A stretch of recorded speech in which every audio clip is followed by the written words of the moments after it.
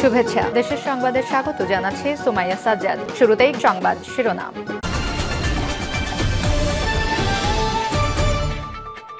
জানিয়ে দিব এই মুহূর্তে পাওয়া সর্বশেষ আপডেট বাংলা সংবাদ। শুরুতেই শিরোনাম। বিএনপি সংস্কার ও নির্বাচন দুটির পক্ষেই বলে তারেক রহমানের মন্তব্য।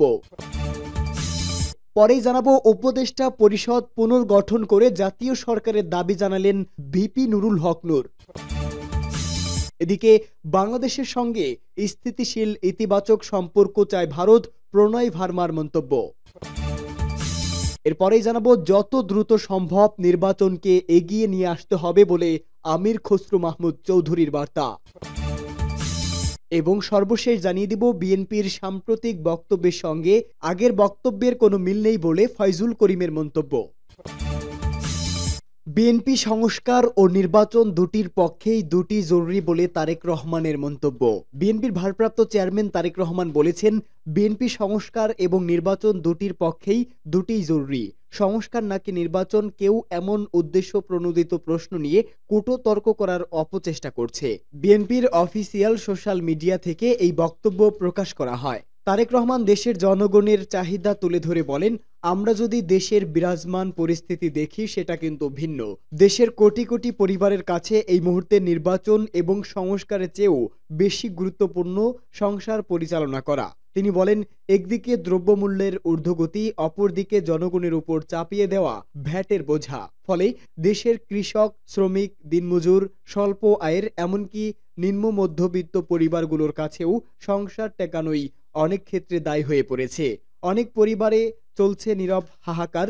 তারেক রহমান আরও বলেন, কিভাবে দ্রব্যমূল্য কমানো যায়, কিভাবে বাজার সিন্ডিকেট ভেঙে দ্রব্যমূল্য হাতের নাগালে রাখা যায়, কিভাবে ফ্যাসিস্ট সরকারের মিথ্যা মামলা থেকে জনগণকে রেহাই দেওয়া যায়, কিভাবে আইন শৃঙ্খলা বাহিনীকে আরও সক্রিয় করা সম্ভব, কিভাবে জনগণের জানমালের নিরাপত্তা নিশ্চিত করা যায়। অন্তর্বর্তীকালীন সরকারের অগ্রাধিকার এগুলো থাকা অত্যন্ত জরুরি।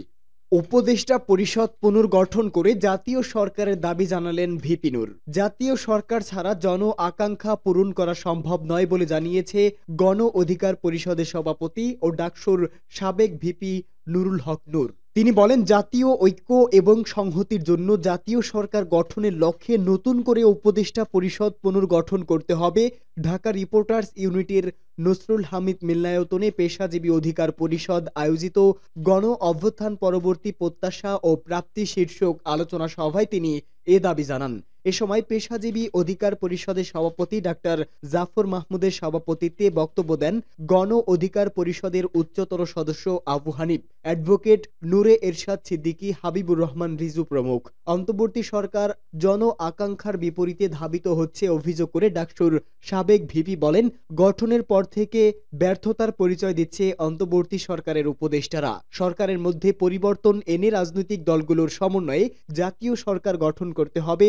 নির্বাচন ডিসেম্বরে বা জুনে যখনই হোক, জাতীয় সরকার ছাড়া কোনো সংস্কার বাস্তবায়নও সম্ভব নয়। যে রাজনৈতিক দল জাতীয় সরকারে যাবে না, জনগণই তাদের ব্যাপারে সিদ্ধান্ত নেবে। 5 আগস্টের পরই জাতীয় বা সর্বদলীয় সরকার গঠন জরুরি ছিল, কিন্তু সেটা করা হয় নাই।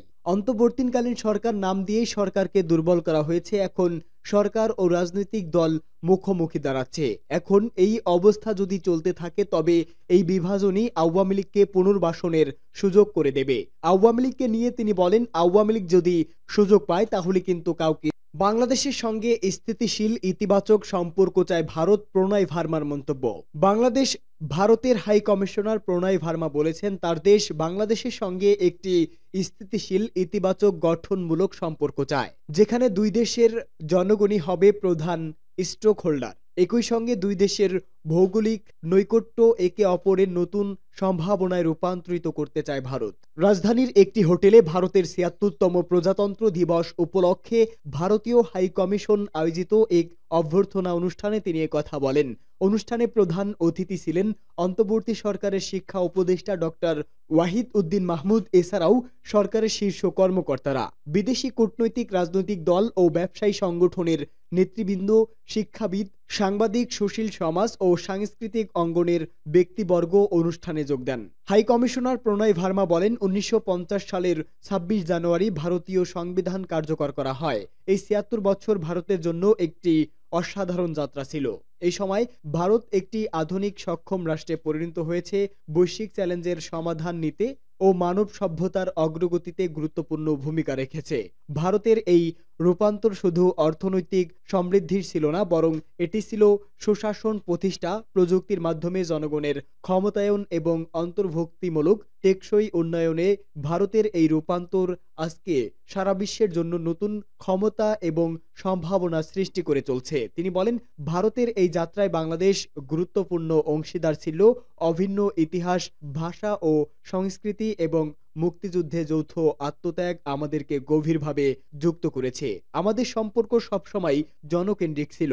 এক ঘনিষ্ঠ প্রতিবেশী হিসাবে আমাদের দীর্ঘমেয়াদী দৃষ্টিভঙ্গি হলো দুই দেশের শান্তি, নিরাপত্তা, সমৃদ্ধি ও অগ্রগতি একে অপরের সঙ্গে সম্পর্কযুক্ত। যত দ্রুত সম্ভব নির্বাচনের দিকে এগিয়ে যেতে হবে, আমির খসরু মাহমুদ চৌধুরীর হুঁশিয়ারি। যত দ্রুত সম্ভব নির্বাচনের দিকে এগিয়ে যেতে হবে বলে উল্লেখ করেছেন বিএনপির স্থায়ী কমিটির সদস্য আমির খসরু মাহমুদ চৌধুরী। তিনি বলেন, জনগণ তাদের মালিকানা ফিরে না পেলে গণতন্ত্র আবারও মুখ থুবড়ে পড়বে। জাতীয় প্রেস ক্লাবে আয়োজিত এক আলোচনা সভায় এমন বক্তব্য করেন তিনি। আমির খসরু মাহমুদ চৌধুরী বলেন, নির্বাচন ছাড়া অন্য কোনো পথ খুঁজতে গেলে সন্দেহের উদ্রেক হবে, মুখ থুবড়ে পড়বে গণতন্ত্র। নির্বাচনের বাইরে দ্বিতীয় কোনো পথ বেছে নিতে চাইলে জনগণ তা মানবে না। বর্তমান সরকারকে নিরপেক্ষতা নিয়ে সামনে এগিয়ে যেতে হবে উল্লেখ করে তিনি বলেন, তাদের নিরপেক্ষতা যদি প্রশ্ন জাগে তবে গত ১৫ বছরে সাধারণ মানুষের রক্তত্যাগের প্রতি বেইমানি করা হবে। নিরপেক্ষতার মাধ্যমে জনগণের মালিকানা ফিরিয়ে আনতে হবে। তিনি আরো বলেন, জনগণের ভোটের অধিকার ফিরিয়ে দেওয়ার বিষয়ে সঠিক সিদ্ধান্ত না নিয়ে কেউ যদি দ্বিতীয় পথ অবলম্বন করে তবে কারো কাছে তা গ্রহণযোগ্য হবে না। বড় ভুল করবে তারা, জনগণ তাদের প্রত্যাখ্যান করবে। তাই যত দ্রুত সম্ভব নির্বাচনের দিকে এগিয়ে যেতে হবে। বিএনপির সাম্প্রতিক বক্তব্যের সঙ্গে আগের বক্তব্যের কোনো মিল নেই বলে ফয়জুল করিমের মন্তব্য।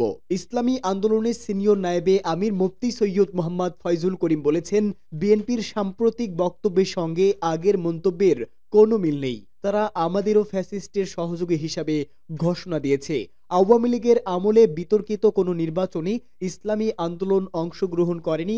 জাতীয় নির্বাচন ও স্থানীয় নির্বাচনকে আমরা এক মনে করি না। নারায়ণগঞ্জ শহরের শিল্পকলা একাডেমিতে ইসলামী আন্দোলনের জেলা ও মহানগরের সম্মেলন অনুষ্ঠানে প্রধান অতিথির বক্তব্যে তিনি একথা বলেন। তিনি আরো বলেন, গত স্থানীয় নির্বাচনে সবাই অংশগ্রহণ করেছেন, কেউ নামে আবার কেউ বেনামে অংশগ্রহণ করেছেন। প্রত্যক্ষ ও পরোক্ষভাবে সবাই অংশগ্রহণ করেছেন। আমরা সরাসরি ওই নির্বাচনে অংশগ্রহণ করেছি। সেই নির্বাচনে জামায়াতে ইসলামীর অনেকে চেয়ারম্যান হয়েছেন। বিএনপির হাজারো উদাহরণ রয়েছে যারা সেই নির্বাচনে অংশগ্রহণ করেছে, কিন্তু জাতীয় নির্বাচনে ইসলামী আন্দোলন অংশগ্রহণ করে নাই। সুতরাং কেউ যদি মনে করে ইসলামী আন্দোলন ফ্যাসিস্ট আওয়ামী লীগের সহযোগী ছিল, আমি মনে করি এটা তাদের তথ্যের ভুল রয়েছে। এই বক্তব্যটা দ্বিতীয়বার পর্যালোচনা করার দাবি জানাই। সম্প্রতি ইসলামী আন্দোলন বাংলাদেশের আমির চরমনাই পীর মুফতি সৈয়দ রেজাউল করিমের সঙ্গে সৌজন্য সাক্ষাৎ করেছেন জামায়াতে ইসলামীর আমির ডক্টর শফিকুর রহমান। বিষয়টি নিয়ে ফয়জুল করিম বলেন, ইসলামী আন্দোলন মানবতার স্বার্থে সবার সঙ্গে ঐক্য হতে রাজি আছে, তবে জামায়াতের আমির ওই দিন অফিসিয়ালি চরমনাই যাননি।